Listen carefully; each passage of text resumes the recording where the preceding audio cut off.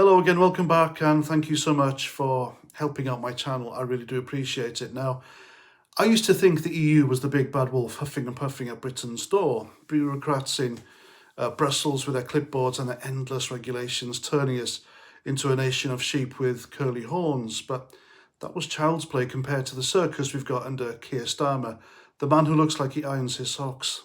Free speech? Don't make me laugh, unless you're laughing at the approved jokes, of course, then it's fine, carry on. So let me tell you about Katie Hopkins. Now, there's a woman who's been kicking hornets' nests since before hornets had nests. She's sharp as a tack, funny as hell, and twice as likely to sting you if you get too close. She's built this little online haven called the Katie's Arms. Think of it as a virtual pub where the pints are pulled with a side of unfiltered truth.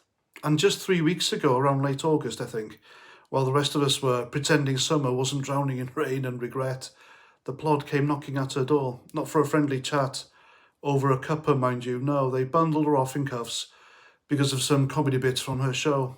The kind that makes you think and chuckle, bloody hell, she's right, and now she's sitting there, waiting for the formal charges like a bad sequel nobody asked for, awaiting the hangman's news from the thought police, courtesy of Starmer's Stasi squad. So can you imagine, in the land that gave the world Shakespeare, Churchill and the right to mock the mighty, we're now arresting comedians for not towing the line.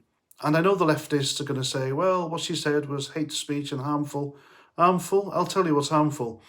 A government that treats dissent like a dirty bomb. Starmer's lot, those sanctimonious suits in Westminster, they've got this new religion, you see. It's called wokeism.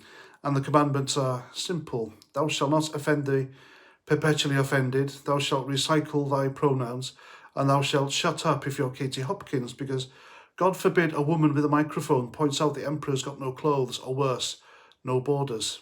I mean, come on, Katie's been at this for years, calling out the migrant madness, the grooming gang cover-ups, the way our streets are turning into no-go zones faster than you can say multicultural enrichment. And for that, she was banned off Twitter, X, for telling truths that made the Blue Check Brigade clutch their pearls at the time, attacked by mobs who can take a joke but can sure dish out the venom, and now this, arrested for comedy. It's like, I don't know, fining a lion for roaring too loud, isn't it? Starmer's Britain isn't a free country anymore. It's a bloody playpen for the timid, policed by thought cops who wouldn't know real danger if it mugged them in broad daylight. You see, this is what happens when you let the nanny state off the leash. They start with hate speech laws that sound reasonable, protect the vulnerable, they say. Next thing you know, they're raiding your flat because you tweeted a punchline about illegal crossings.